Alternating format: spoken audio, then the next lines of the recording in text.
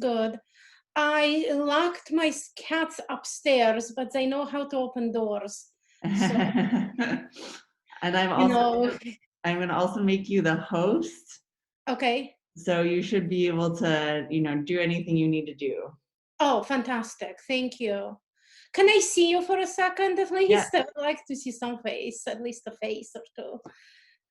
Say hi in person. Well, not in person, but hey. Hello.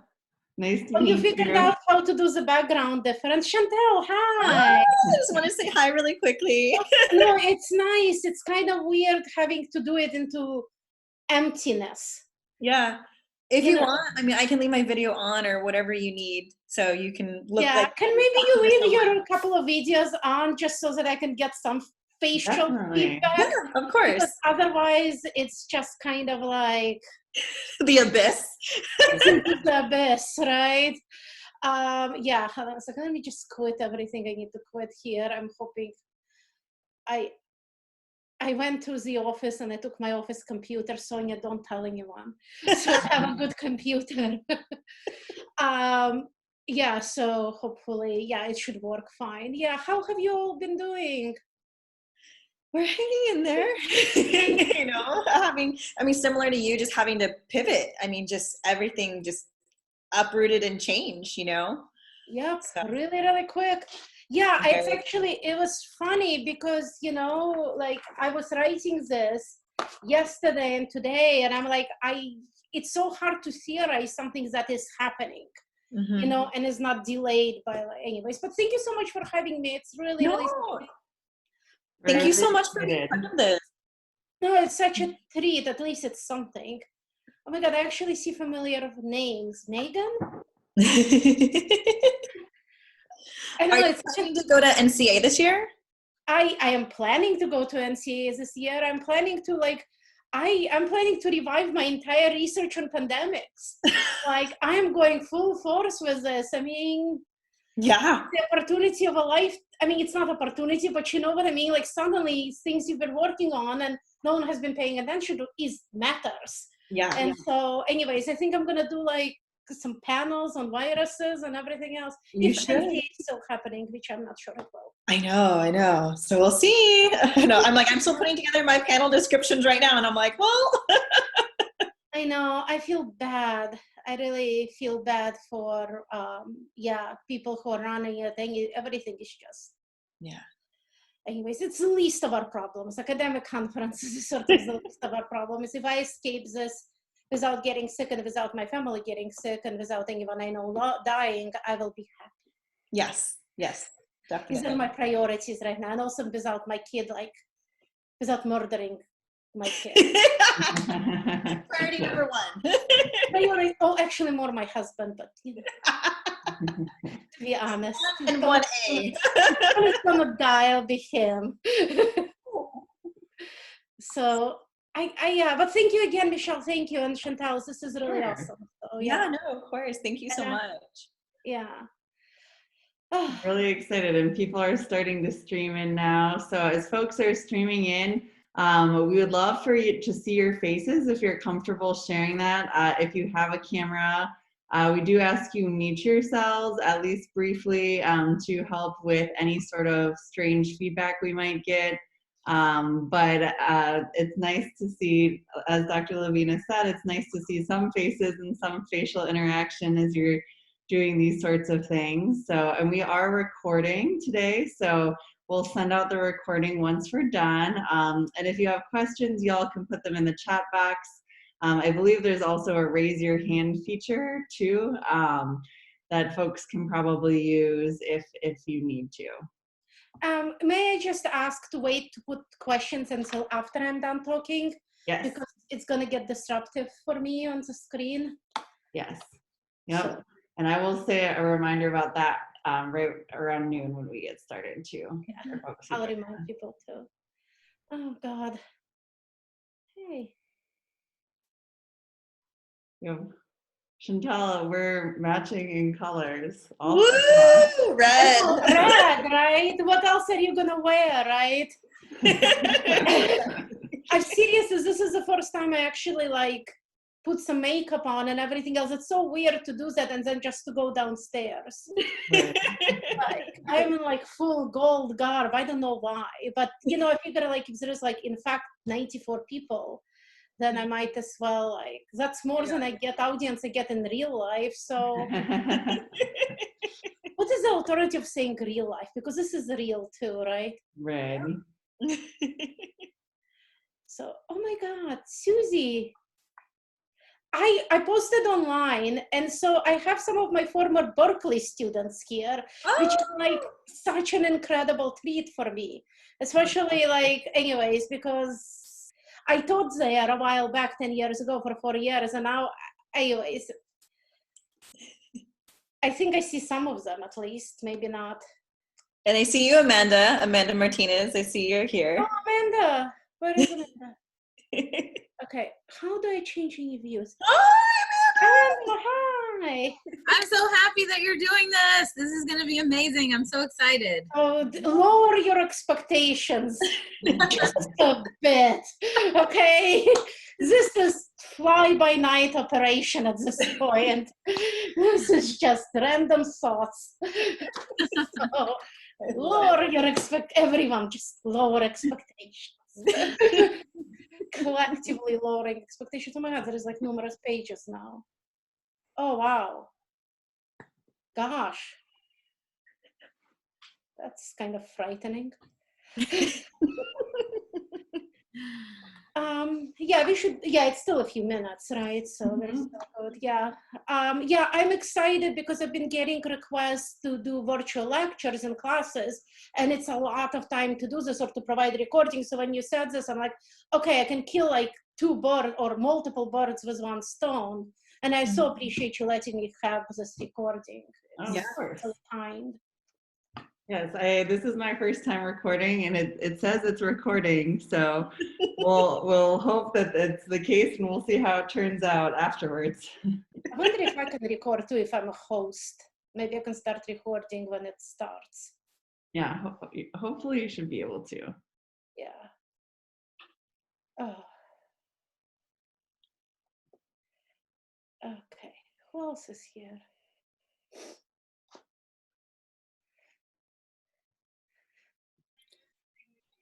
Are you guys going like every time I touch my face, I feel like I'm gonna die now?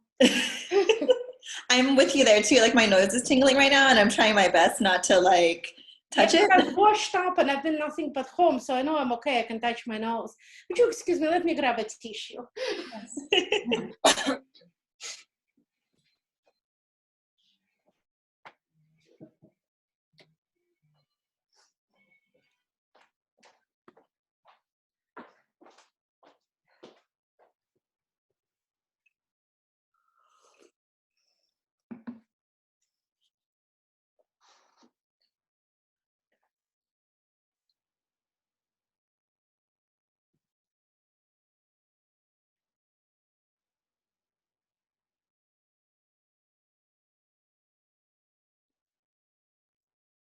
Wow. Amy.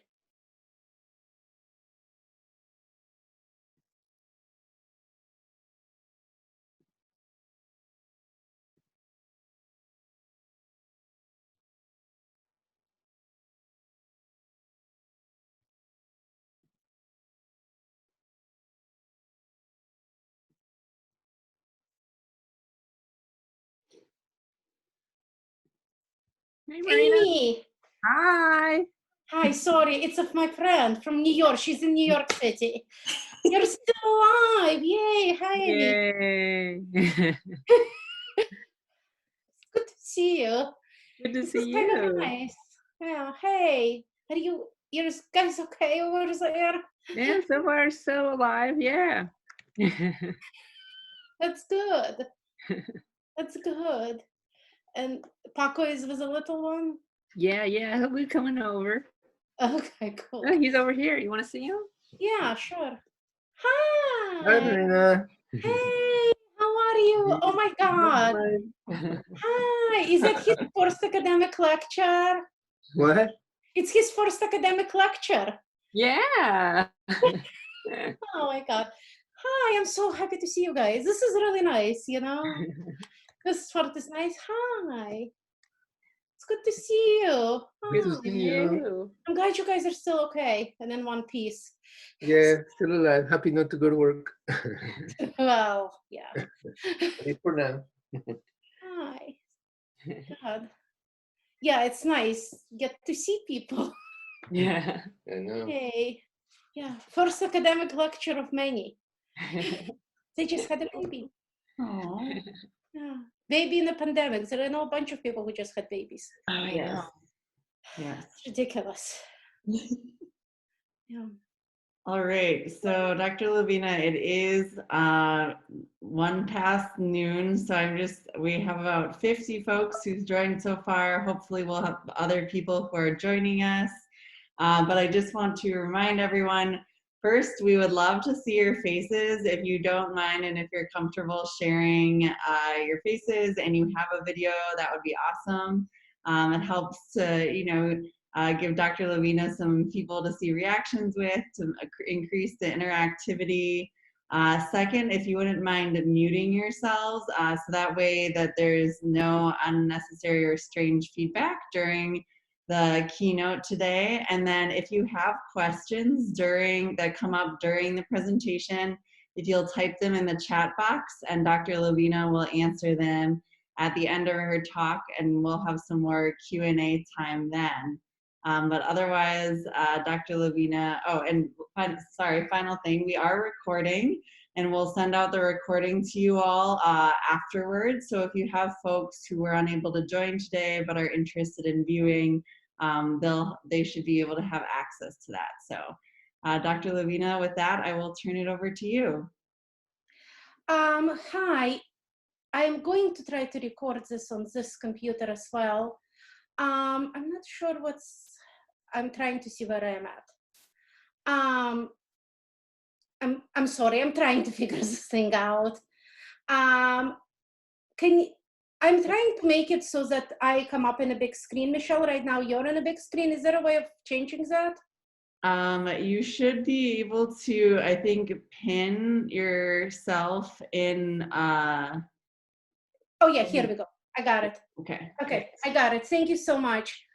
Okay, so thank you so much for joining me. And thank you to Chantal Martinez and Michelle Zarnecki for hosting me today, and thank you for everyone for joining me. This is really utterly weird, and I am going to try to do my best. I'm actually using a standing desk because I'm tired of sitting all the time, so I'm going to be moving around because that's how I kind of lecture. And I am going to I have 2 cats. I lock them upstairs, but they know how to open doors. So, if should that happen, that's what's happening. I have no control over them whatsoever. So in 2015, I wrote this book called Pandemics in the Media and the Media. And I got tenure, and I didn't think much of it ever so much again. And then COVID-19 happened, and I now suddenly find myself back to where I started from so many years ago. So what I want to do today is kind of like my talk is going to be loosely based on my book, but also trying to get us to the point where we can start thinking and maybe theorizing and trying to understand the pandemic that's happening right now. I think some context is important for that. And again, this is very preliminary thoughts, because this just happened like it feels like a lifetime, but it's only been like 10 days ago, then all hell broke loose. So, I'm really eager to hear your thoughts about things. And this chat, if you can maybe hang on and post questions afterwards, that would be helpful for me, because it keeps popping up here and it's a little distracting. So here we go.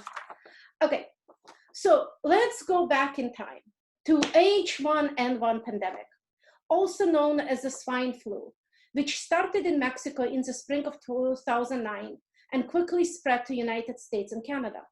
While the pandemic was not quite as deadly as some had feared, it did usher in something that Science magazine has called the flu naming wars.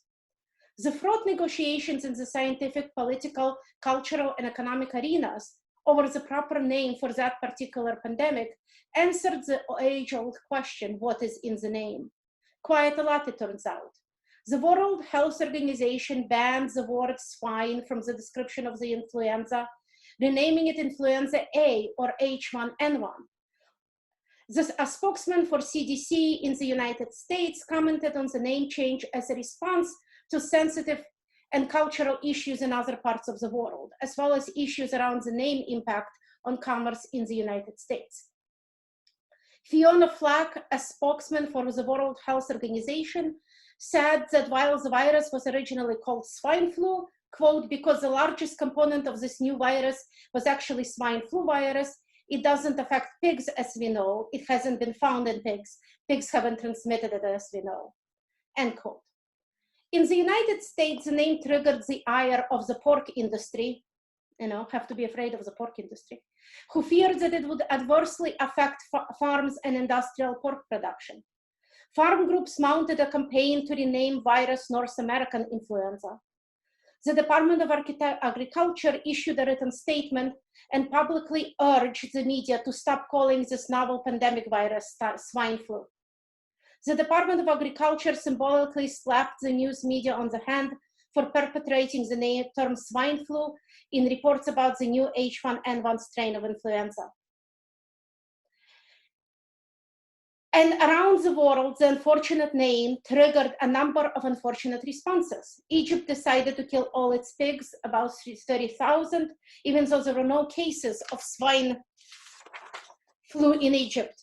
The move was quickly criticized by international agencies, even as the press acknowledged that H1N1 was just a convenient excuse for the Egyptian government to get rid of animals that aided Zabalin, a community of people in Cairo and other cities who made their living by collecting and repurposing the city trash. In Israel, meanwhile, Orthodox Deputy Health Minister Yaakov Litzman declared that Israel would call the pandemic, quote, Mexico flu rather than swine flu, given that pigs are not kosher. Thailand also decided to call the disease the Mexican flu.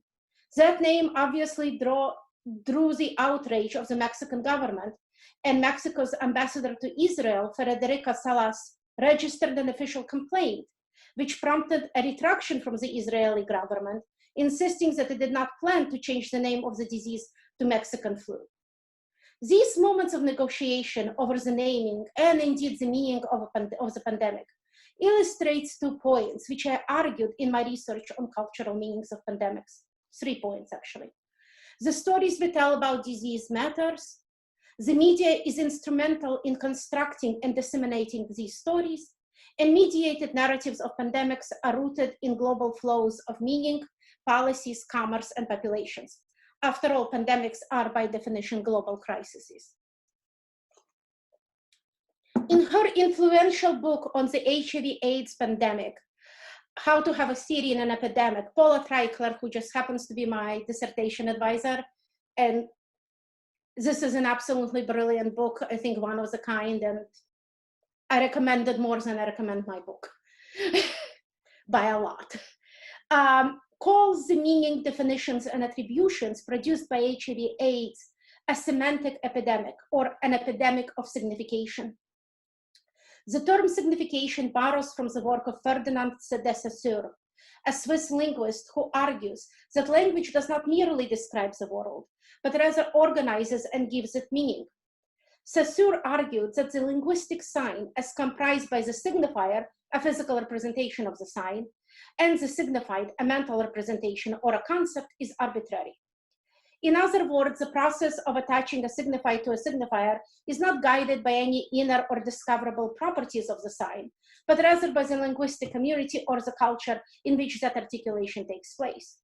In a simple example, the word dog, a signifier, and man's best friend, signified, only attached together in a specific cultural setting and under particular socioeconomic circumstances. When I teach this to my undergraduate students, I like example of cat. So if you put the word cat up there and you ask them, okay, this is a sign, it's a signifier, it's a word cat, what is the signified? You get anything from like spawn of Satan to cuddly. But one thing you never get, and I've been doing this experiment for 20 years, is pet. Dog, you get pet immediately, which is kind of fascinating if you think about it. It's kind of, since the internet now belongs to the cats and we are in a new genre of cat zoom, so something to think about. Language, therefore, is a socially constructed entity, subject to myriad political, social, cultural, and economic forces. In the cultural and political arenas, a struggle over meaning can therefore be seen as a struggle over signification. It is in that arena, according to Treichler, that the contestations of meanings took place during the first decades of the HIV/AIDS pandemic. It was a struggle over the meaning of disease, sexuality, race, and gender.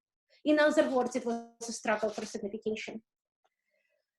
Representations of these signs, as we see in the media, are signifying practices because it is often site of contested meanings, ideological struggles, and negotiated difference.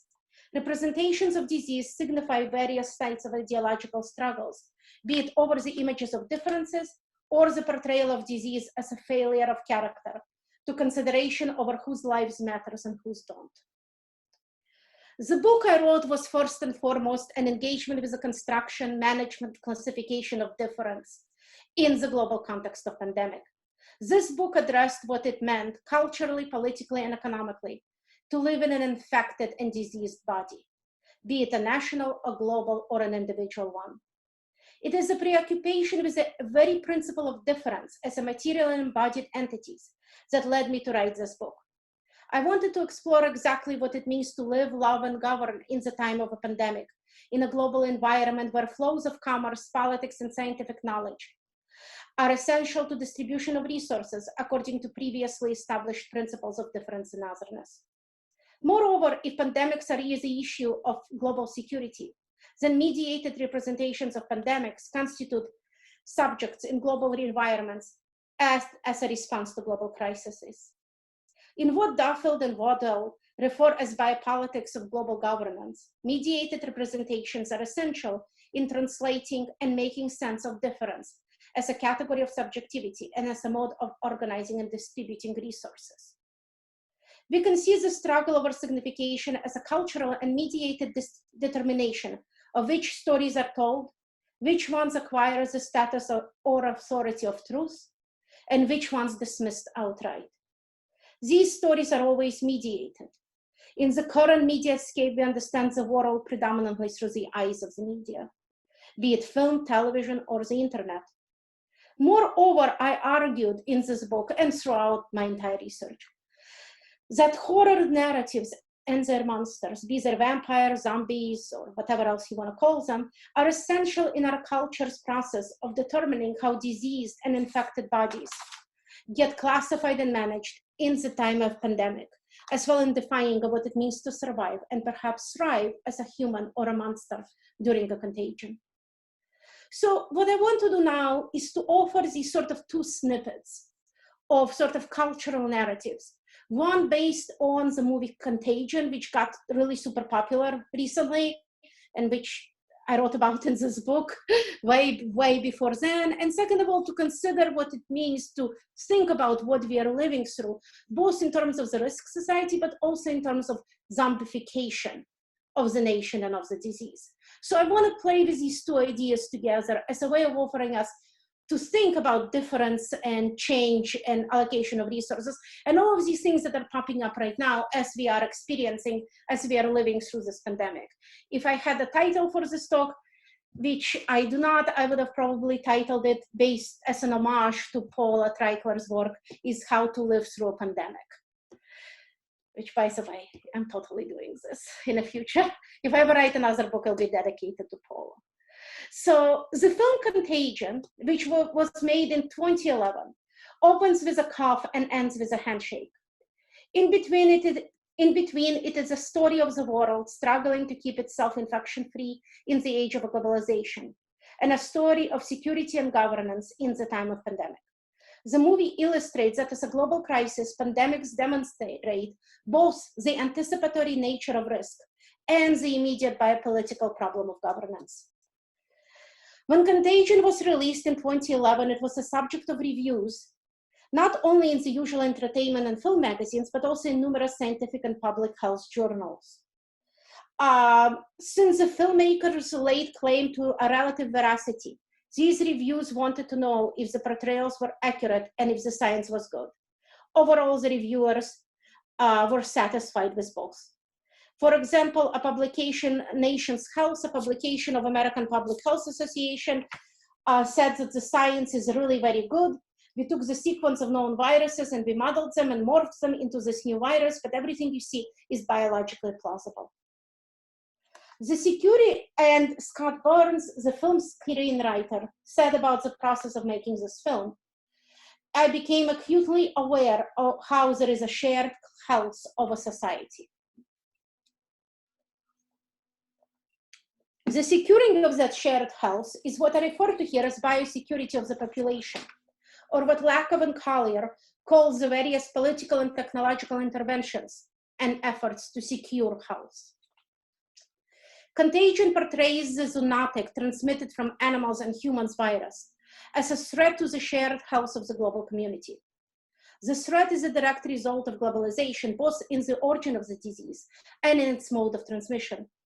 The origin of the disease is attributed to an instance where, quote, somewhere in the world, the wrong pig met up with the wrong bat, end quote. I actually personally think that would be adorable, but that's just me. Bat pig. And the statement by a CDC scientist is revealed to be true at the end of the film, which portrays how the clearing of a native forest near Hong Kong disrupts the bat population. Bats scatter and one of them flies into a nearby pig pen, where one of the pigs subsequently eats a banana brought in by the bat. The pig is then taken to slaughter and handled by a chef who doesn't wash his hands. The chef then shakes hands with Beth Elmhoff, Gwyneth Paltrow character, our patient Zero from Minneapolis, Minnesota, who carries the disease into the Western world. During her layover in Chicago, where she has sex with an ex-boyfriend, Beth touches bar snacks and bartender takes her credit card. The camera lingers on these details to show how ordinary contact can easily endanger shared health. Suddenly, the scene changes to Kowloon, Hong Kong, population 2.1 million, according to caption, then to London, England, population 8.6 million, then to Tokyo, Japan, population 33.6 million, England, population 8.6 million, and finally rest to Minneapolis, Minnesota, population 3.3 million, where Beth gets home to her husband and hugs her son. In each locale, there is a clearly ill person who has been affected through an interaction with Beth, and who is now endangering the health of a number of people projected on the screen. It is not arbitrary that Hong Kong is a point of origin for the film's pandemic. It was picked specifically because of its status as a global city, as well as a presupposed exoticism of the types of animals being slaughtered and the perceived conditions of slaughtering.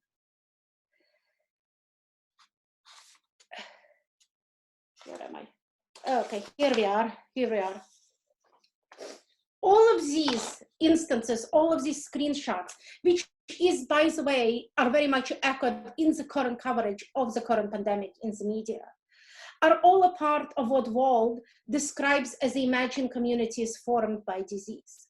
Here she draws on work of Benedict Anderson, who in the influential book Imagined Communities argues that the nation is a cultural artifact and that the nation needs to be understood as an imagined political community. It is imaginary because, quote, in the minds of each member of the nation lives the image of their communion, end quote. And it is imagined as a community because regardless of inequality or exploitation, quote, the nation is always conceived as a deep horizontal comradeship, end quote. If we apply the concept of imagined communities to the global world, then together with the mediated narratives of contagion, they illustrate how globality and pandemics are constructed in as so far whose bodies matter, whose identities are compromised, and how population is rendered secure. The problem of pandemic is a problem of governance and security. Mueller remarked that director Steven Soderbergh's technique of weaving together stories of individuals and organizations while constantly moving across locales worked well for the film because, quote, it helps to build suspense as the film makes clear that the race to develop and implement a vaccine cannot match the pace at which society is crumbling. Viewers witness mostly both the impact of highly transmissible pandemic virus that kills many of its victims has on the day-to-day lives of those affected and the broader effects it has on society. The director's approach also works because it shows how pandemic could play out in today's world. What we see is not reassuring. Points at everything. The temporal and spatial jumps in the movie exemplify the problem of security and governance. The camera constantly focuses on the everyday moments in the everyday life, a cup of coffee ordered, a table wiped, a document left on the table.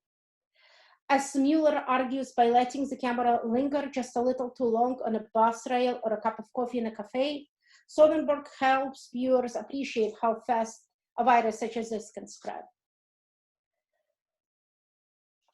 Dr. Aaron Mears, who is played by Kate Winslet in the movie, an epidemic intelligence service officer, tells officials in Minneapolis, as well as the audience, that the circulation and movements in the milieu or in the space are indeed the problem.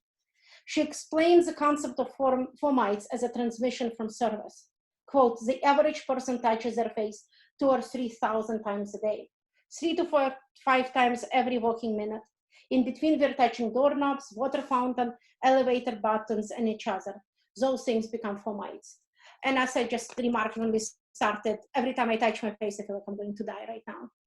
Seriously, every time. The problem of securing the viral transmission, giving the circulation of movements, gestures, and microbes exemplifies the problem of security and governance. Foucault discusses this as a scientific, political, and biological problem of population, a problem aimed at the right to make live and let die, or as a new technology of power by politics of the human race. The process of life, such as birth rate and mortality rate, become political and economic problems, which are biopolitics' first objects of knowledge and targets it seeks to control. This problem of make live and let die plagues contagion as the scientists attempt to quantify and control the mortality rate of the outbreak. The political, social, and economic problem of the population is a problem of securitization. In a movie, an exchange between a Homeland Security officer and Dr. Alice Cheever, played by Lawrence Fishburne of the CDC, the official tries to assess the probability that this virus is a terrorist plot. He asked Cheever, is there any way someone could weaponize the bird flu? Is that what we're looking at? Cheever replies, someone doesn't have to weaponize the bird flu. The birds are doing that. While I'm using, the exchange reminds us that the biopolitical governance is first and foremost are about assessing and regulating risk. As Abby argues, risk is a biopolitical rationality. For not only, and this is a quote, for not only does the language of risk accompanies various political strategies that seek to manage collective population dynamics, but it is also the language of risk that enables these collective dynamics, including overall level of disease, to be governed at the level of population, end quote. Therefore, in order to further investigate the nature of biopolitical regulation and security in the age of pandemic, I turn my attention to risk society. In its foundational work, Risk Society, Ulrich Beck argues that modernization has brought an emergence of society bounded by risk. He defined risk as, quote, a systematic way of dealing with hazards and insecurities induced and introduced by modernization itself, end quote. To Beck, risk was a necessary condition of existence in modernity and globalized world. It is also a response to a certain future that is to be prevented. In that sense, risk is always future-oriented. Its consciousness lies in the future, is not the present. Beck writes, quote, the actual social impetus of risk lies in the projected danger of the future. In the risk society, the past loses the power to determine the present. Its place is taken by the future. However, as the global world order took over the nation state as a dominant organizational imperative, the nature of the future has changed as well.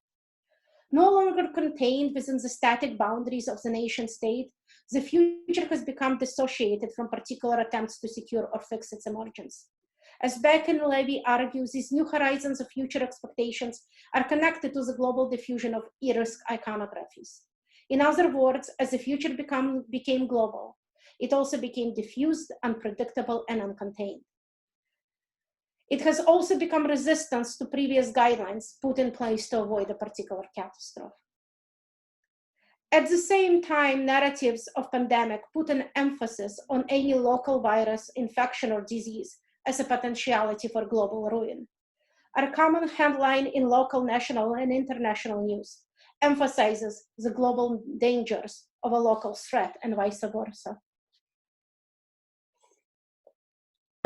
Everything matters. Much of the media coverage of pandemics focuses on how an entity in a local community can potentially bring down the globe. It was a bat and a pig near Hong Kong that almost brought down the world in contagion. And while everything and anything can be a potential catastrophe, the focus of these stories are always Orientalist in nature. It exoticizes and pathologizes the communities which are seen as outside of the Western imaginary. For example, just recently, New York Times story on the Hasidic community in Brooklyn, which was ravaged by COVID-19, focused on the large and unusual Vedic ceremonies and the threads that, quote, close-knit and therefore somehow foreign communities pose to each other.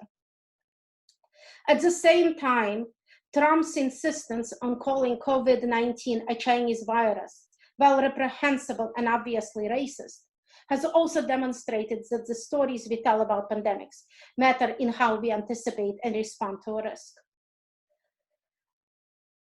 Because in order to anticipate risk, we have to be able to symbolize and imagine them. Which brings me to the second point. The mechanisms of visualization become important to the risk society.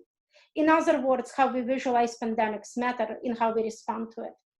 Trump's response to the pandemic, I believe, can only be fully understood within the context of administration's already established cruel and xenophobic border politics, an incapability of imagining a threat that does not stem from brown and black bodies. So an administration was able to see a threat coming from China and Iran, but not a threat coming from Italy. The travel restrictions grounded in the politics of xenophobia and racism were no match for a truly global pandemic. Much like during the AIDS epidemic, where the insistence on... Oh, I can hear myself. Why can I hear myself? Okay, I'm sorry. Much like during the AIDS epidemic, where insistence on pathologizing the virus and ascribing it to particular sexual orientation, the current pandemic illustrates that how we signify the virus matters to the very response, and that most often we get it wrong. We are unable to switch away from seeing a virus as an ultimately foreign body. Therefore, we can only conceive it in terms of that which we already find most objectionable and terrifying and foreign. In this, virus is an ultimate monster. Nina Armbach, long time ago, said that each age has a vampire it needs. Maybe we should reframe it in terms that in terms of every age gets a virus it deserves.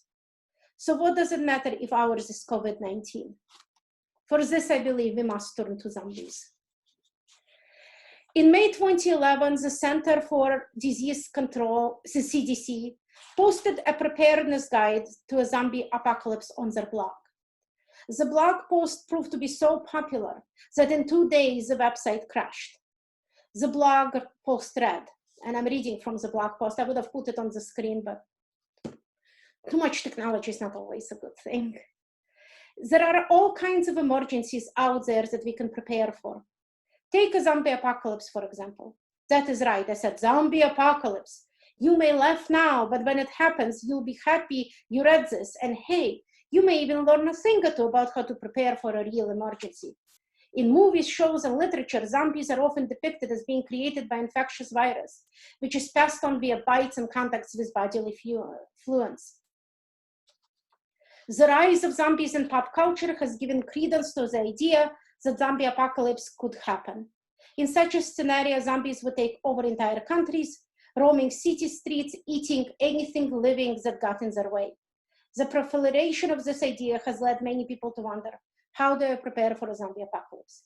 Well, here is an answer to that question for you, and hopefully share a few tips about preparing for real emergency too. So this pamphlet, it came with a graphic novella, and I think it's still available online. It's kind of worth a look for like just sheer archival issues, but the equation between zombies and the outbreaks have been really, really present in film and in literature and in television and in every narrative of media. So the past decade has seen an outbreak of zombie narratives in film, literature, television, and video games. However, it is in the zombie films that the geopolitical implications of biosecurity, globalization, and pandemics have been treated most thoroughly. In other words, zombie films have become an illustrative example of what happens when disease goes global. It is what Dresner calls the globalization of Gulda. In the academy, then, zombies have become a tool with which to discuss problems of disease, contagions, and governance in a globalized world. For example, Yod argues that when an outbreak of infectious disease occurs, the international community faces governing tensions between using biosurveillance while still assuring human rights protections. He argues that the zombie outbreak is illustrative of the tentative and tension-filled relationship between biosurveillance and human rights. And this is a quote. This is the case because most depictions of zombie outbreaks portray an existential threat to the continued existence of society and civilization as we know it. As with the outbreak of any novel pathogen, the origins of zombies are generally unknown to the epidemic beginning. The novelty of the disease, along with its mysterious origin, complicates attempts to stop its spread or find a cure, and that's end quote. In the relationship to governance in the times of crisis, I have argued that zombies exemplifies the problem of governing what Giorgio Agamben called bare life, or life of homo sacer, or sacred man, who may be killed but yet not sacrificed. However, bare life can only be politically contained in the form of exception, something that is included through exclusion. Therefore, sovereign state must govern through a permanent state of exception.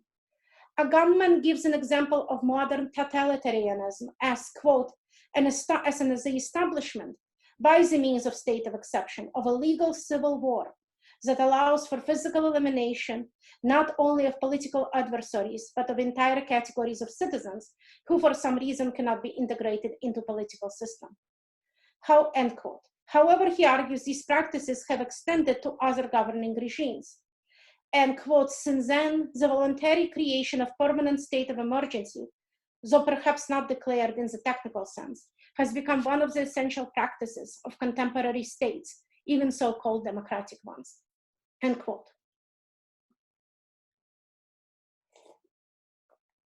One could easily see how the war on terror championed by United States constituted a permanent state of exception through which terrorists, homo sacer, are included through inclusion and can be killed but not sacrificed. I argue that the continuous threat of pandemics in globalized world constitutes yet another permanent state of exception, through which the infected bear life can be included through exclusion. Zombies provide illustration of this point. As Canva argues, quote, the attractiveness of zombie scenarios and simulation, exercises as tool for emergency prepared planning, takes on new relevance. We might indeed recast the all security-minded operations of biopower as variations on a single all-encompassing zombie contingency plan to which we are ultimately subject. In this context, a decade-long transition in zombie films from The Living Dead, which is Night of the Living Dead and other one, but they're essentially dead, right? They're moving, but they're dead, to what Wind calls the infected living. So zombies that never really die, but are just infected, but still alive. Is important as signification the passage from political life or bios into zoo or bear life.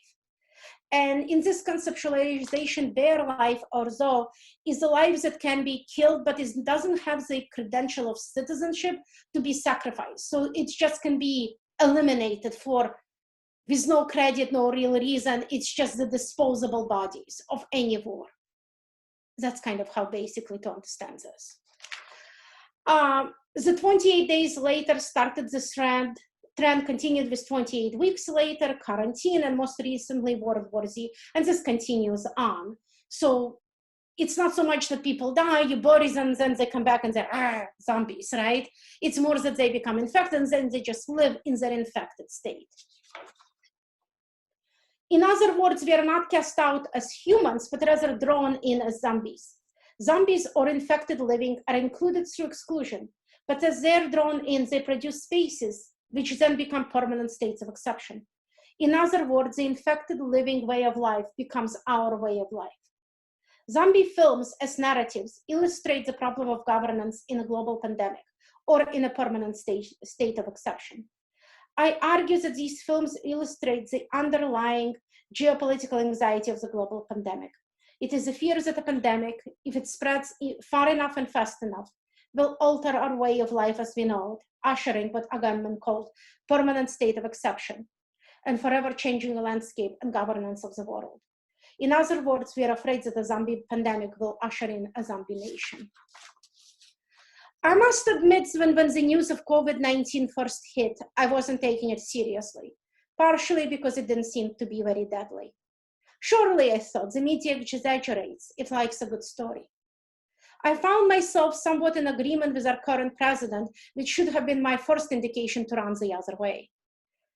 What I failed to see is the scope of the pandemic as contrasted with the nature of what it means to be a zombie. So conditioned was I to see zombies as the infected dead, that I forgot about zombies as an infected living. COVID-19 introduced a variation of pandemic where we all become infected living. Zombies as an infected living introduces life that's always already infected. This ushers in the permanent state of exception and illustrates the virus as a fully intersectional mechanism in which decisions of who lives, who dies, and who is sacrificed are made not only on the vectors of race, gender, and sexuality, but class, disability, and age. While elder people are asked to sacrifice themselves at the altar of the late capitalist economy, the disabled, chronically ill, and otherwise often invisible bodies are considered to be already dead, a term used by Eric Hasdin to name a state, that state when one has been killed but has yet to die, or when one has died but yet to be killed, end quote. In my interpretation of the term, bodies most injured by the late-stage capitalism through chronic disease, economic inequalities, and environmental injustice are asked once again to be killed in the service of community and the unsustainable economic system of late capitalism. They are the grocery store employees, warehouse workers, delivery drivers, and others invisibly dying so that we can Netflix and chill. In the moment of crisis, we once again rely on the model that furthers the already existing inequalities. It's been said by people smarter than me that this pandemic didn't break us. It exposed it exposed that we are already broken. The nation state that puts its most vulnerable population at the front line of crisis is a zombie nation. We have become infected living a long time ago. COVID-19 simply shown us that we already are. Thank you.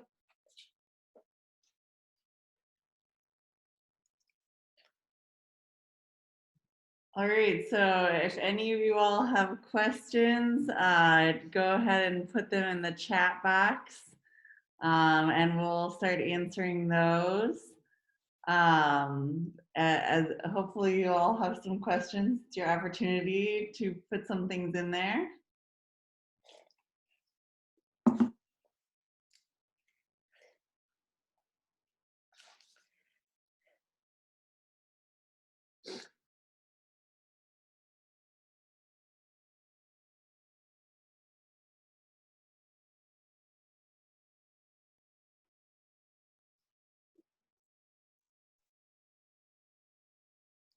Could you repeat the name of the book you described in the beginning? It's Paula Treichler's book. It's called How to Have a Theory in an Epidemic. And it's about HIV/AIDS crisis. And I highly, highly, highly recommend it.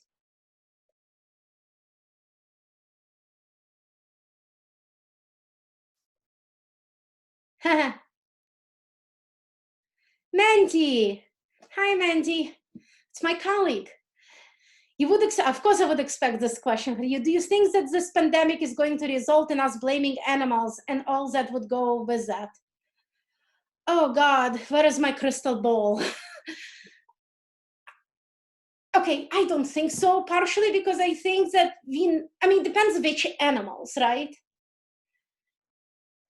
And how, everyone, everyone already, everyone is adopting a cat and a dog right now, right? I see your doggy, Chantel. It's a cute doggy. Hi, doggy. Anyways, yeah, so I know like a few people who already started fostering cats right now or dogs because you need companionship, and what else are you gonna do right now but to bond with it? If I wasn't anti-dog, I would foster it. I'm not anti-dog, but cats all. Anyways, I would foster one already, but I don't know how to answer that question, Mandy, honest to God. I think that we are going to blame a lot on people before we get to animals. Chinese Americans are already suffering because of, these terrible, evil discourses. I don't know if that answers your question. Can't hear you. I just wanted to know what you thought. Yeah. Since other pandemics have resulted in I this. think quite honestly what I think we're all going to die off and animals will rule the world. That's what I think. If you want to know honestly where I think this is all going in the long run.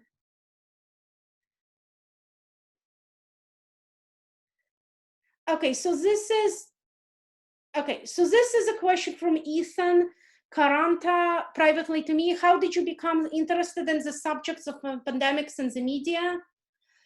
I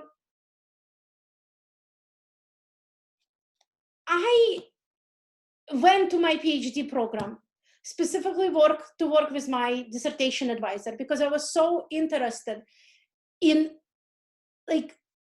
how difference is understood in society, which bodies we consider to be different and which one we classify as different or damaged or othered, and what we do to those bodies. And it is, to me, has always been very difficult to think about that without thinking about science and medicine as a predominant tools with which we classify those bodies as being different.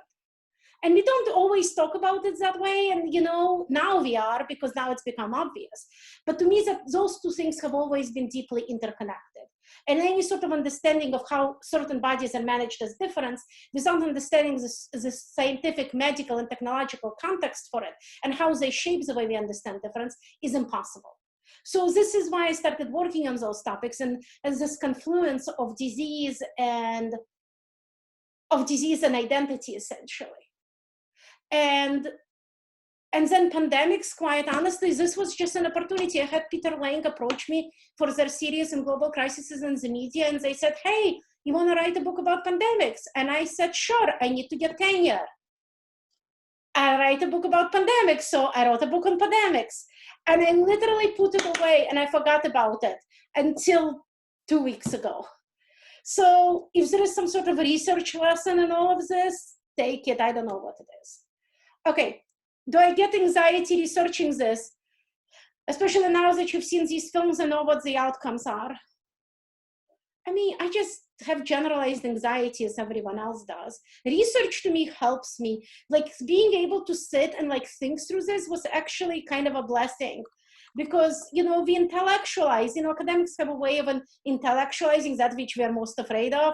That's why therapists hate us, you know, and it's true, right? It's true, right? So this is kind of a natural coping mechanism for me. So it's actually easier this way. Okay.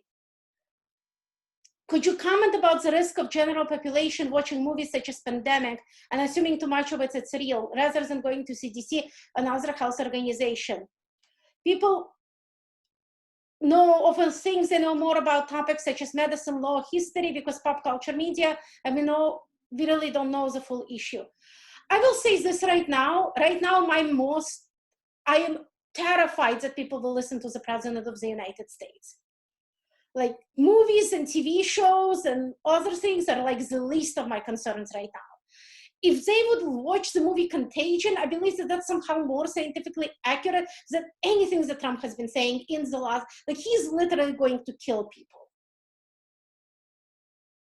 You know, he's already been killing people, you know, so I don't really believe, I think that these stories, the fictional stories matter. And it's not really, I don't really like talking about them in terms of accurate or not accurate. I treat them as an important text in the ways that we are going to approach any real pandemic. So the way we are right now dealing with COVID-19 has everything to do with the zombie narratives and information and movies and television shows that have come out in the last 10 years or a little more, right? This is how we understand what difference is through these. I hope I'm kind of answering into a void. I'm hoping I'm hitting this. So yeah, so if we can relate, so can we relate what happens with influenza H1N1 to what happens to coronavirus? Yeah, except it's worse. But the reason I started with H1N1 is that I wanted to point out that the naming of a pandemic is not a unique thing for this period. It is, there has always been struggles over what a pandemic is going to be called. You know, HIV/AIDS started with knowing as GRID, gay-related immune deficiency syndrome, right? And this is sort of a real problem because viruses are opportunists. They're completely, in a sense, random things. If we are going to right now go into some sort of two-tier system and isolate the vulnerable and allow everyone else to get to the business of working, all that might happen is that the virus might just mutate to attack this new population that's now socializing. Viruses don't see, they're equal opportunity attackers. And our desire to put meaning and signification on top of the virus means that we're doomed to get it wrong. We will always get it wrong. We will not have a pandemic in which we get it right. I actually, honest to God, believe that. Because the moment you signify something, you attach meaning to it. And once you attach meaning to it, it becomes a question of who lives and who dies, whose lives matters and who doesn't matter. And that's the only way we know how to process anything. So we are doomed. We are a zombie state. Does that sound horrible? I hope it is. Okay. Any personal and successful tips to shine through times like this? I don't have any. This is the first time I showered in days. So, I mean, I'm just saying, like, don't kill yourself on the altar of neoliberal productivity. You know, the system is broken. It's been broken. It will continue. It is terribly, profoundly, and horribly broken. And, you know, don't, it's not up to you to fix it. Not by working harder through a pandemic. You know, we need to cut each other's breaks, and kindness helps. That's my thought on this. Okay, I may be missing some questions, but like, how do you think the rise of citizen journalism has influenced the public perception of the pandemic? And by citizen journalism, may I ask,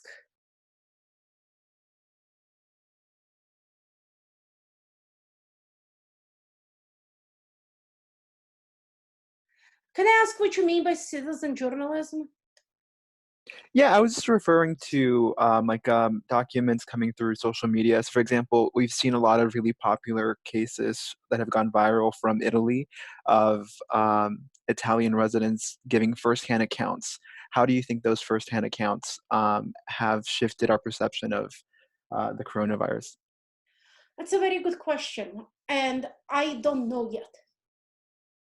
That will be probably the most honest answer. This is something, I mean, we are on the precipice of major, we are not in the precipice, we are experiencing, and I hope everyone believes me when I say this, a massive cultural change that's going to be with us for years to come. You know, it's this moment of rupture that makes academics really, really excited to be academics. You know, it's that there's going to be pre-pandemic and after pandemic, you know, pre-COVID-19 and post-COVID-19. I mean, I don't know what role, I have no idea how to answer that question yet. I know that it matters, and I know that it is really important that these stories are present and like populate the landscape. I don't know what it all means yet. And that's quite honestly is the answer. I honestly don't know. And we will be figuring it out for still years to come, you know? Yeah. Thank you. No problem. I'm sorry I don't have a better answer. Okay. Do you think the United States media caused mass hysteria? How does this differ from media from other countries? Oh, that's a big question. I don't know what that means. I don't know what mass hysteria is or isn't. Are we all hysterical right now by staying home? Some people would argue that we are, you know, but yet we're all at home. I don't know if I'm not so much concerned whether or not media is causing mass hysteria, but rather how the stories that the media tells, and by media I mean not just news media, but all media, all mediated narratives, how it will shape our cultural and political and social response to this pandemic. Because we are seeing this emerging right now in negotiations over like whose lives matter and who doesn't matter and what we are willing to do to keep the economy going again, which I don't know what that even means. And I think to me that's a lot more interesting than talking whether or not we are exaggerating this threat. Because quite honestly, we don't know yet. No one knows.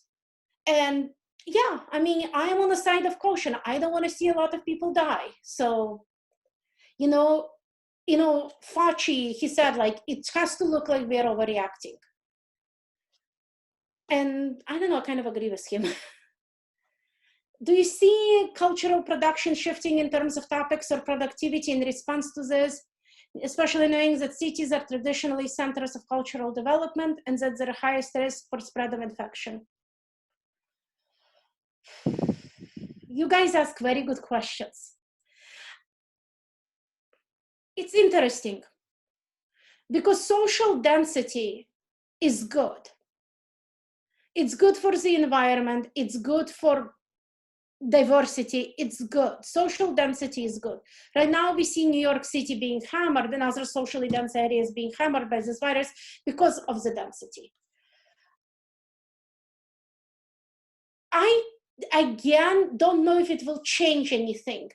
I imagine that New York City will remain New York City for as long as, you know, there is a world in which New York City is. You know, I've met New Yorkers, you can't really kill them off that easily. You know, they're tough group of people, you know, and I think it will still be New York. And I don't know how much it will change. I hope that where we are going is not away from population density, because I believe that population density is essential for the functioning of society. I think it is really, really important because population density leads to things like public transportation and interactions with people you don't see anymore, which leads to much more open-mindedness and leads us away from calling a virus Chinese virus. So we need to be careful that we don't overcorrect things too much. Can you talk more about how the coronavirus exists worldwide as a living zombie virus? How does this connect to the US not taking it seriously sooner rather than due to easy spreadability, the death rate, Or what else do you think is at play here? That's a good question, Amanda. I'm sorry, I'm trying to think about it. It's hard to answer these questions considering we're right in the middle of this. I think the two things that are at play here, one of which is, again, once we ascribe meaning to the virus, we are going to miss things, and we're always ascribing meaning to the virus, right? So talking about it as Chinese virus automatically meant that we just did not see it coming from other places because we thought it was uniquely, I don't know, attached to brown bodies, which is totally and patently untrue. On the other hand, I kind of like, you know what I'm thinking about when I was thinking about this? I'm imagining this as a science fiction film for some reason. And I don't know if you saw movie Elysium, but I kind of think about this as there is this two-tier of society. The upper tier is that exists on this planet spaceship, right? That hovers above Earth, that has all the luxuries. And then the other tier is that essentially is on this polluted, damaged Earth that is keep producing resources for that upper tier to consume. You know, and what we are getting into is this like tiered economy system, right?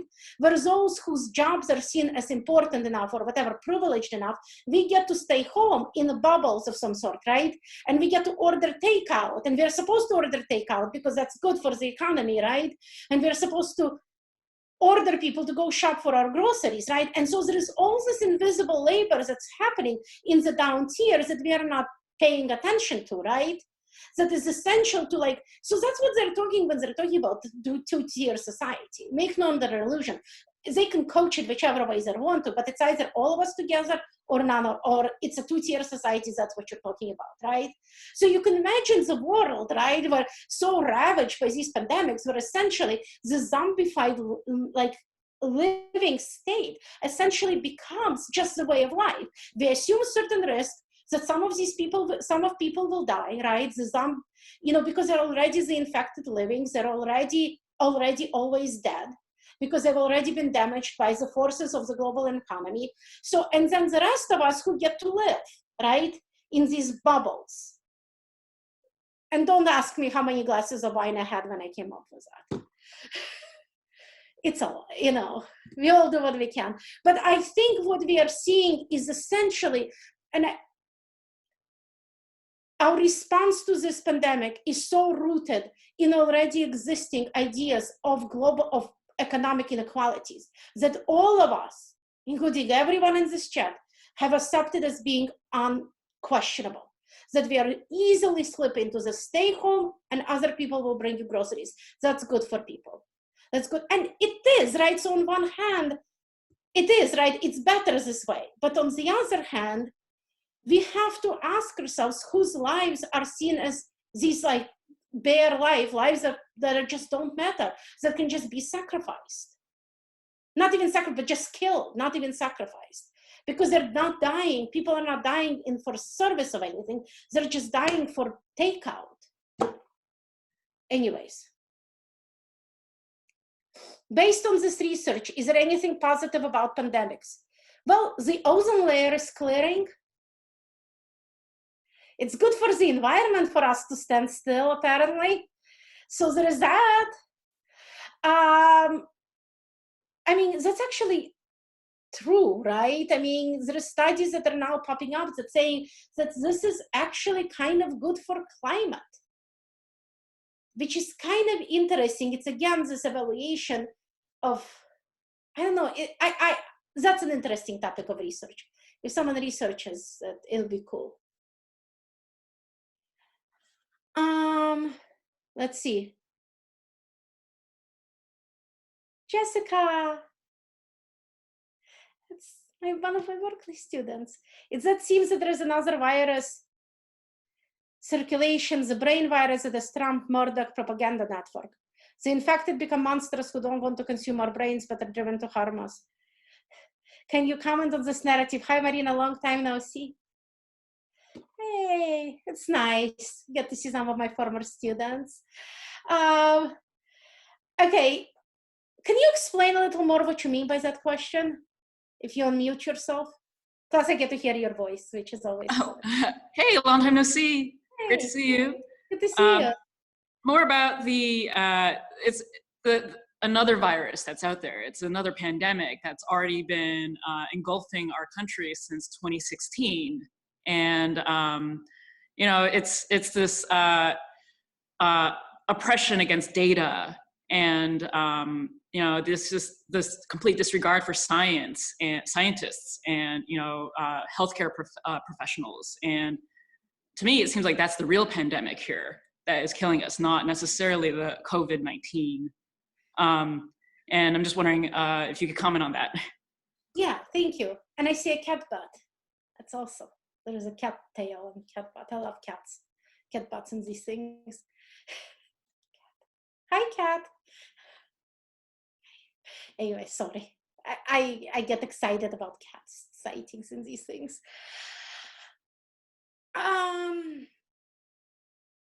Okay, so one of the things is this propaganda network goes back much longer than 2016.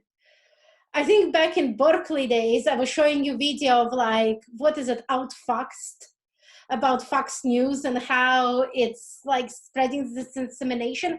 Trump is nothing, Trump is a symptom, he's not a cause. And I really, really honest to God believe this. Trump is just, it's a viral infection, right? That's been left around too long and is now has disseminated everything. If you want to put this, I feel like if people record me and put this online, I'm gonna get so many complaints from, like, I'm gonna get like doxxed by conservative news media after this.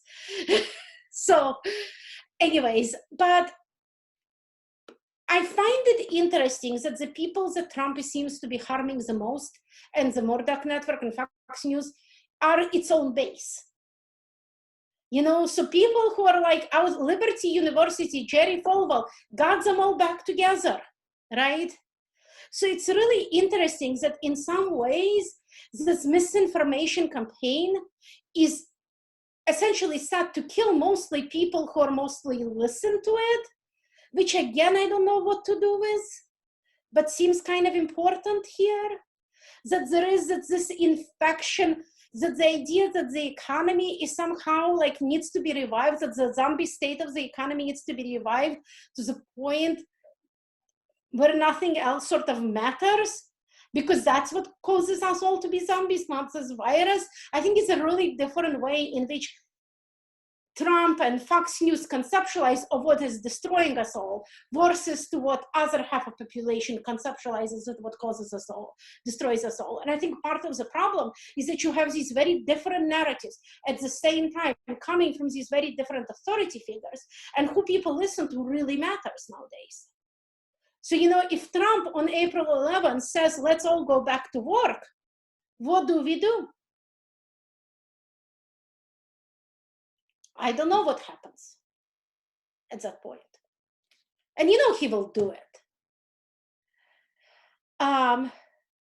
Okay, I got a question about what do you think of a conspiracy theories that virus is manufactured by humans? I don't really care where it comes from. I don't know. I don't know if it's really that interesting. It's like post 9/11, you know, inside job or everything else. That's the wage we live in. I don't know what to do with conspiracy theories, you know. Okay, are we in education already part of the new volunteer? Oh, I guess it depends who in education. Because I'm a tenured professor, right? I can stay home, right? I am not like, if I say no, I'm not going back to work when our president, you know, I'm doing it remotely. There is a limit to what can be done to me, you know? I worry about contingent faculty. I worry about graduate students, and that's just in the tier of upper education system. You know, what's going to happen to public schools and teaching of public schools, I have no way of imagining or conceptualizing. You know, the pressure, like what do teachers do when they have 50 students who are suddenly online, most of whom do not have any access to technology or have anything, right? And then the school itself is being evaluated based on how well it performs on standardized testing, which it now cannot perform on. right? Our governor, I'm in Tennessee, our governor used this as an opportunity to slash education budget immediately. It's like one of the first. We still don't have shelter at home, but we have slashed education budgets. Now, it's not going to impact me all that directly, but it for sure will impact graduate students. It will impact public schools. It will impact a lot of things. I think within every industry, you will see how these tiers emerge. And I think that will be specific to every industry.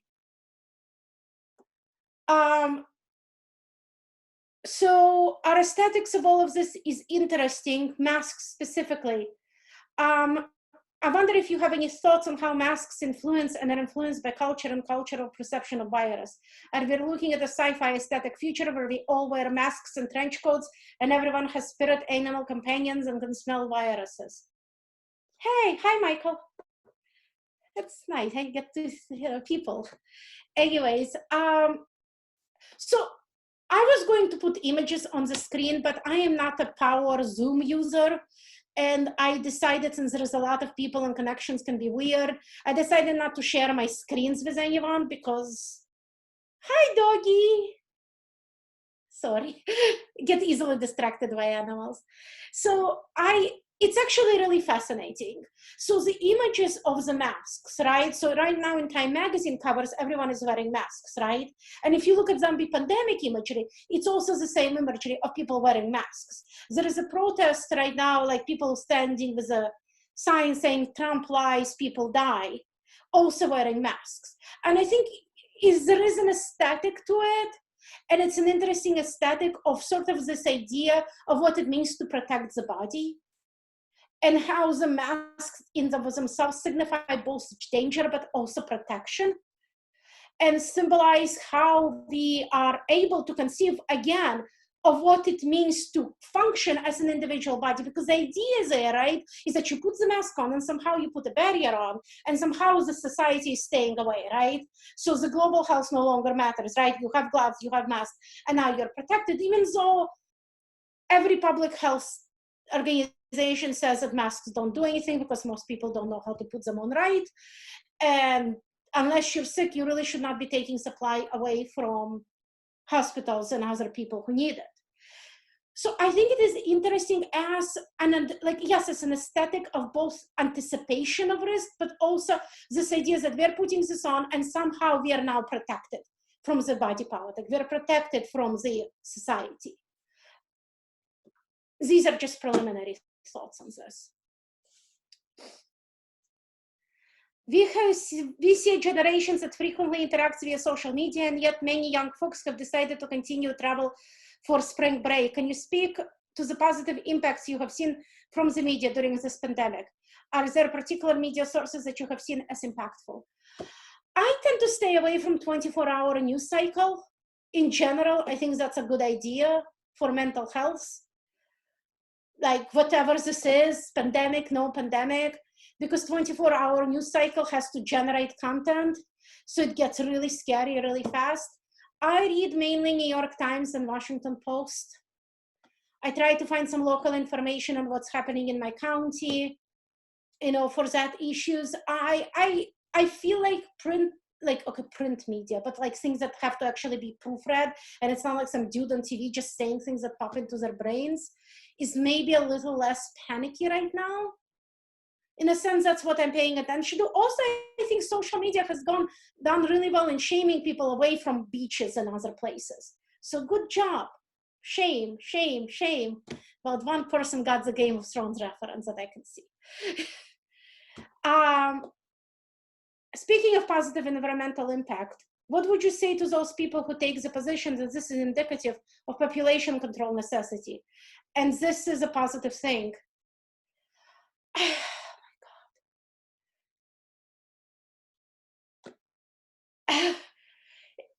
Okay, let's say this. I saw this on Twitter. I can't take credit for it. Let's say we have a choice to eliminate 1% of people and then environment will go well. Look around in your life and pick who you're going to kill. And if you can't do that, then stop talking about things like that. you know, anything can be an intellectual exercise. It doesn't mean it should be an intellectual exercise. Just because you can think of it doesn't mean you have to speak it. This is just generally good advice about everything in life. You know, like you can have an intellectual exercise. This is a planet. I have said this to him, like it's like it feels like a planet is shaking us off a little bit, but it is different to say that this is a good thing because population control. You know, we have to resist putting responsibility for climate change solely on the hands of individuals. We are screwed in climate because industry has gone unregulated because of late stage capitalism. It is not because of whether or not you threw out a recycled can in a trash or a recycling bin. Now, all of that matters, but we are doing this, we do this constantly, especially in the United States context. We take some things that is a so structural, post-structural, whatever, but societal problem. And we say, but you can fix this. And this time we are saying you can fix this by dying. And that's abhorrent and terrible. And a society that is willing to say that and mean it is a zombie society. Because at this point, we are all just fodder, right? Who gets to live and who gets to die, right? I have a chronic upper respiratory condition. Where do I fit in this stuff, right? And I think we are going to see, what I'm really excited to see is how disability activists and how disability, people who write about disabilities are going to talk about this crisis, because I would like to hear more from them about this.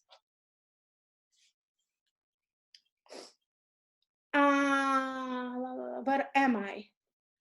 Speaking of bottom tier in academia, there is also entire sector outside of classroom, food service, public safety. Yes, of course, exactly, precisely. It's not even what I said, yeah. Hi, Marina, do you see the internet becoming treated as an essential service, as an utility, necessity worldwide?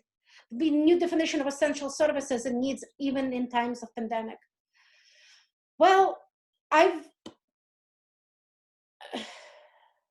yes, that's a really good point. That's really interesting because I'm actually like, I mean, I don't know about you, but I'm waiting to see what happens to all of our online education, but the internet crashes. And the fact that it hasn't crashed yet leads me to believe that all these, the broadband width has been controlled within an inch of its line by corporations that are now loosening the grip on it. This is my conspiracy theory. I think that post-network, the defeat of net neutrality, post-net neutrality, corporations have been like slowing down the modems and everything else. My internet is working better now than it has ever worked before. At least since Trump's election. And this is my conspiracy theory. I hope so. I hope it gets treated as an essential service. I hope it gets treated as an essential service and it is not, doesn't just put money into the hands of Silicon Valley. I hope that if it gets treated as an essential service, that the providers who become provider of the internet service opens up. Because otherwise you're gonna have, again, I would like to believe that there's going to be some new world order in which we are all going to sing kumbaya and be kind to each other and get universal income and universal health care. However, it is much more likely that we'll just see a new world order, which is already existing inequalities are just going to become more so. That's my fear. Yeah. Yeah, and that's a good point, Joanna. Yeah, it's a great point. Yes, there is a whole group of people who are support services. See, even I can't visualize them, right? We don't really necessarily visualize them. This double-tier society, right, extends outwards, extends downwards, and it becomes really problematic.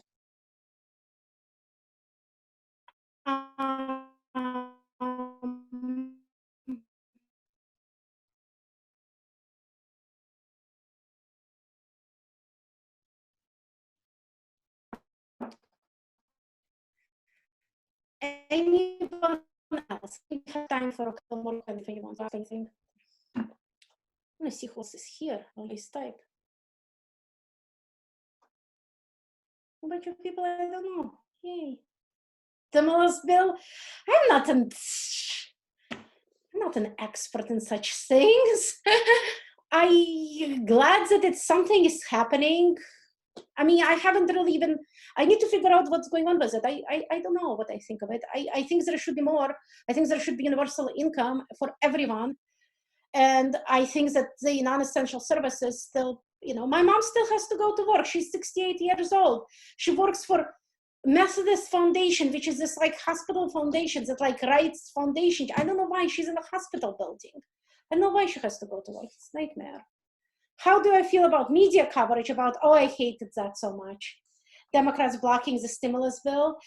I hated that so much. No, they were trying to make it better. They weren't blocking it. Goddamn media. Get it right. What is my next project? Well, I think I'm gonna write about this thing, right? I mean, you're sort of, so one of the things that I think I'm going to do next is do an article. I think I already found a co-author for this one. I want to write an article about rhetoric of sacrifice in the pandemic and like how these rhetorics of sacrifice are getting like played out right now. And then I think I'm writing, I don't know, I'm like on book project number 3. So I don't know if this one will stick, but I'm hoping to get at least a couple of articles out of this. I also have these dreams of being a public intellectual and writing op-eds for New York Times.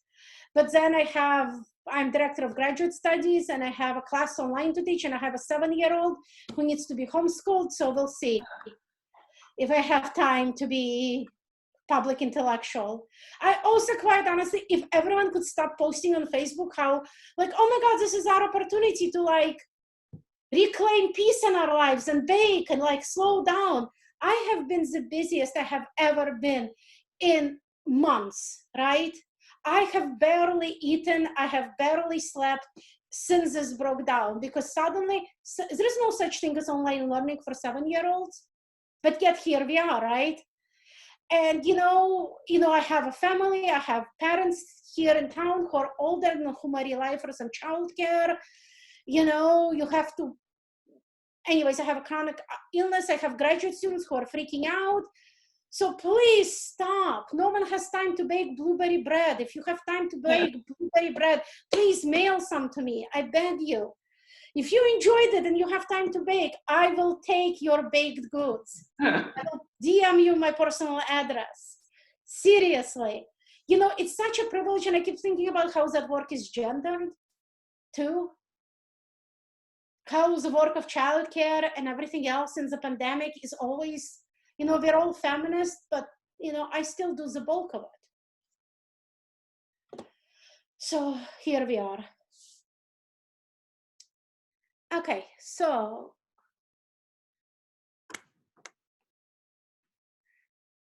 okay, let me see, next project. How does the stimulus bill change our way of life in the long term, or does it, with most people first experience with a global health crisis? Well, it's all about first experience with a global health crisis like this. I mean, the last comparable thing was 100 years ago.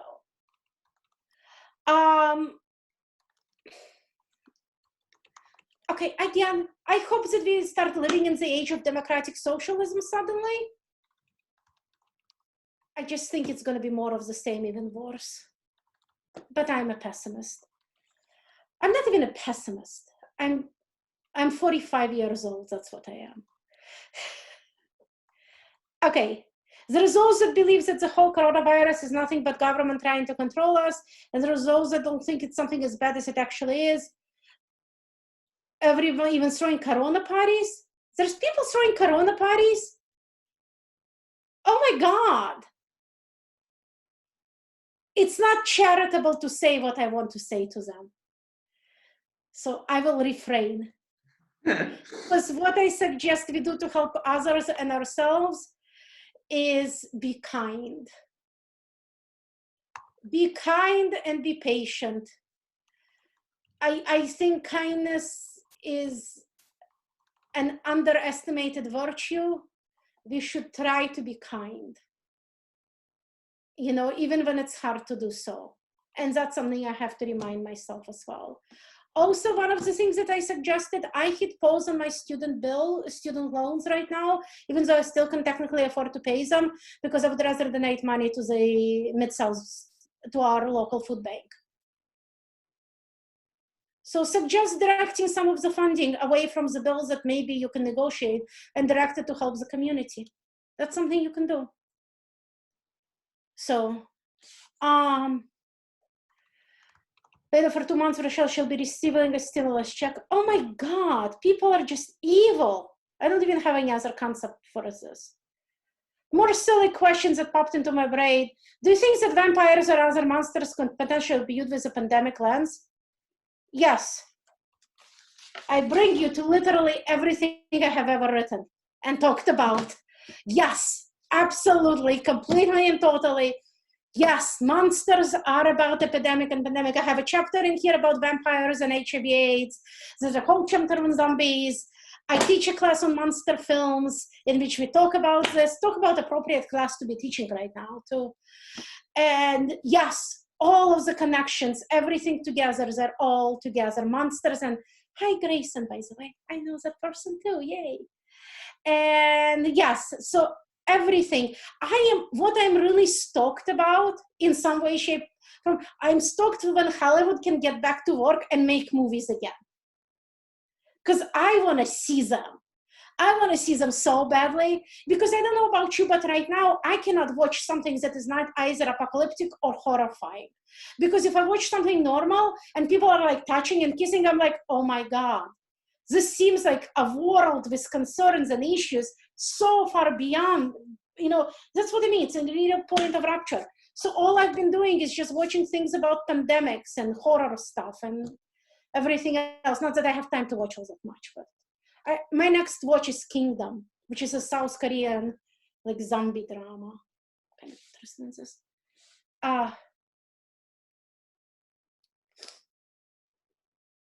Yes, definitely shout out to everyone who's working hard behind the scenes to, you know, yeah. Yes, that's important to do that.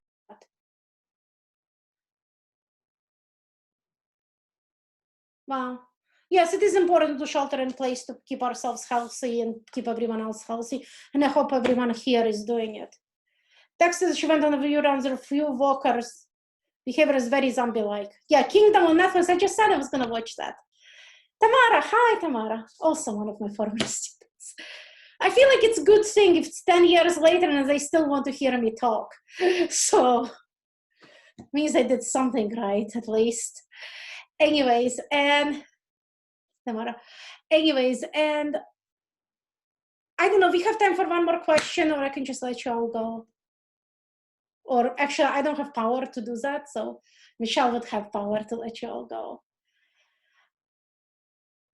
I want to thank everyone to be here. I know this is a weird format, and listening to someone talk on a video screen for like 40 minutes or whatever is just really difficult. So I appreciate you paying attention as much as you paid attention. And I loved seeing everyone's animals. I feel bad that I locked mine inside, but it would have been a mess. I can't focus while doing this. And I hope everyone is staying safe. And again, I really want to thank Cal State, Monterey Bay for hosting me and for doing this and for providing a platform, and for Chantal and Michelle for organizing all of this. This is incredibly kind and just really nice, and plus gives me a chance to actually look like a human being on a screen for a second. So that's nice, and we're all wearing red, so that's good. And anyways, thank you. One additional question that asked if they can contact you if they have other questions. Yes, please, please, please, please contact me if you have any other questions. I am planning, like, is this recording? I might just put it on YouTube and get like a link for it. So if people want this for their classes, they can contact me and I'll give them a link for this. I didn't record the Q&A part of it, but I think you recorded the entire thing. So yeah. So there'll be a couple of things out there. I'm more than happy to share anything, any resources I have. If you have any other questions, please do. If you have ideas about organizing panels or organizing some sort of intellectual exercises around this, please, if I can help, I will. If I can participate, I will.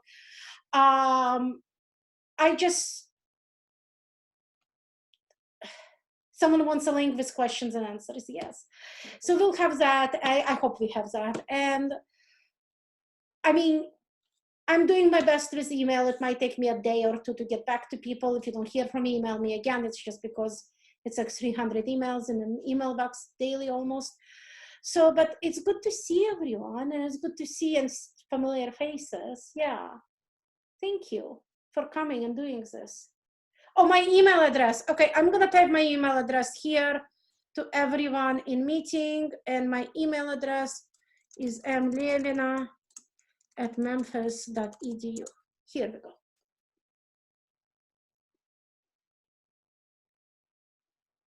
Everyone should get that now. And also you can look me up literally, like who is there with the same name. So All yeah. right. All right. Well, thank you all for attending. Thank you again, Dr. Levina, for your talk today. I will be emailing out this recording to everyone who registered. So thank you again. Have a great day, and we'll talk to you all soon. Talk to you soon. Thank you. Take care. Thank you so much. Bye. Bye.